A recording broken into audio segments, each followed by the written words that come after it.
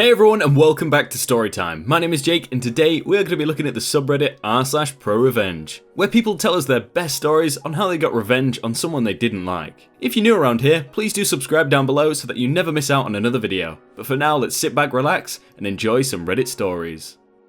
Cheat on me? Say goodbye to your other girlfriend and your social life. Here we go. This took place when I was 15 to 16 years old. I had met this guy at a Christian youth gathering thing in the summer, where we were both serving as worship leaders in the band. We'll call him Z. It really was love at first sight for Z and I, and we were constantly together. We rehearsed the music together, we performed together, and just spent all of our free time together. You get the picture. The gathering ends, and Z and I start dating towards the end of July, and everything was peachy keen, up until the next February, when I noticed that things were, well, different. So being that we were both teens, we were both in high school, but we did not go to the same high school, and our circle was mostly contained within the church. This is important later. So February was when it started to go to crap. Z was cancelling plans on me more often, making more excuses, not posting anything about me on social media anymore, and just acting different. He was also super secretive about his school life, and he had never introduced me to any of his friends at school. And this was because, in February, Z started dating this other girl who went to his school. And because he kept so much of his school life to himself, I didn't find out about this until much later. So it's now June, and I'm really sad at this point. Z didn't include me in his birthday plans, he almost never talked to me unless I initiated it first, and I was super fed up. So I decided to do some investigating. I started by going through his Instagram and checking his followers. I was just scrolling and scrolling and scrolling until I saw a familiar face, with an unfamiliar face as the profile picture. The profile pic was of a girl, we'll call P, and Z kissing. My heart started pounding. I tap on her profile and I was absolutely mortified. There were dozens of pictures on P's profile of her and Z doing all sorts of coupley things, kissing, going on dates, etc. I checked some of the posts. The caption was something about how much she loved him. He would comment something just as sappy back. And he was a cheater. Heartbroken and fed up, I just simply screenshot a couple of the posts, send them to him, and block him on everything. I spent the next week or so crying, removing everything that reminded me of him from my life, and planning. And oh, did I plan. Now, I'm not a person who normally starts drama, but cheat on me after we dated for 11 months? You deserve the drama. I started by gathering up evidence of Z and I's relationship, screenshots of text, pictures, and videos of us together. Because after all, he didn't just cheat on me, he was cheating on her as well by continuing to stay with me. So I gather my arsenal, find P's Instagram account, and send all of the evidence to her, along with a text that was apologising for the news. And it was glorious.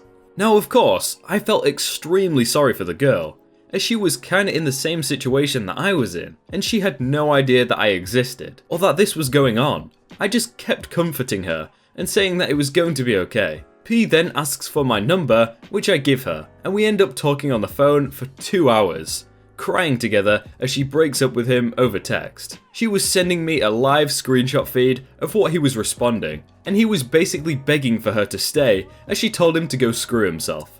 I wish that I could have seen it unfold in person.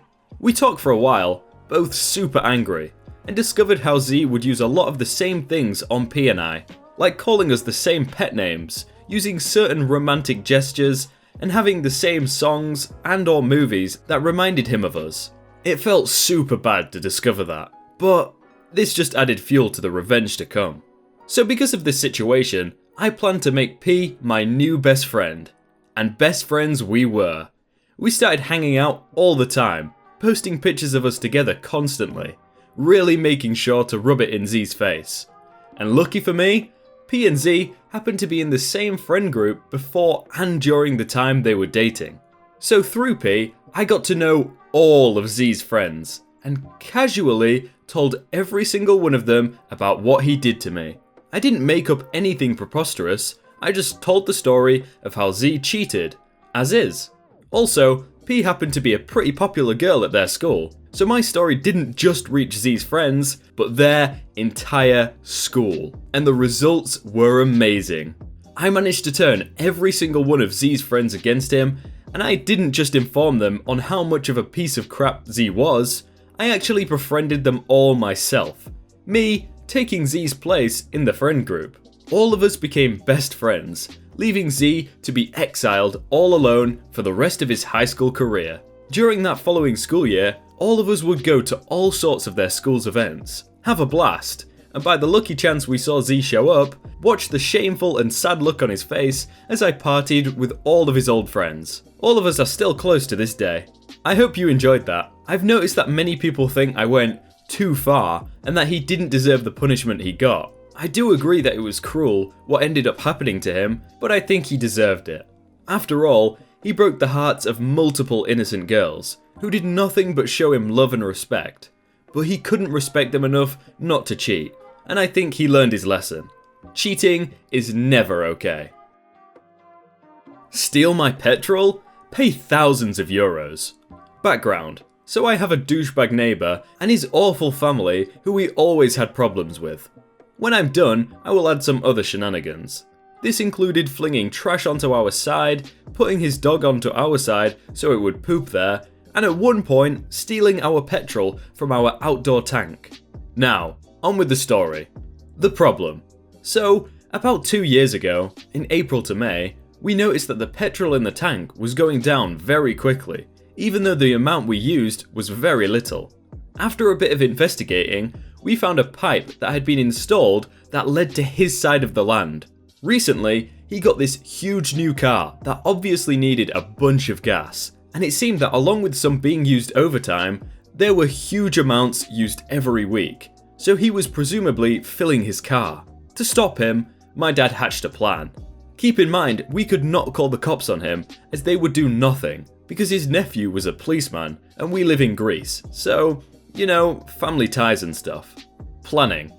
Since this was during the summer, we waited until he went on holiday. He was quite rich, and then disconnected our house from the pipes, so there would be no chance of him suspecting everything. We kept the charade up until he came back and went back to using our petrol. We noticed a pattern to when he used our petrol to fill his car. I think every 4 to 5 days. And we used this to our advantage. The revenge. The day before he filled it up, we topped it up with soap water and mixed it around in order to make it petrol colour, with any petrol left over, and we removed just enough for it to have the same colour. For those of you who don't know, water in the gas tank is a no-no, and it causes a lot of damage that is very expensive. So this completely destroyed his gas tank, and the damage was so great it was cheaper to sell his car. At that time, it was summer, and so we do not need gas to heat up water. Due to the water in his heating system, as it was plugged into our tank filled with the petrol water mixture, the metal started eroding and rusting or something, and water made it through the pipes, and so it was in contact with the concrete, which made it mouldy and weak. A few months later, it made through the concrete and a piece of the ceiling collapsed, and all the petrol water flooding in. It obviously cost him a lot of money to fix it as well, as the money lost with the car and the heating system. I can only assume it was in the thousands. I just want to say, if this guy could afford a holiday and he was quote unquote quite rich, then why did he need to steal the neighbour's gas? Like, come on, dude. Never mess with an imaginative man.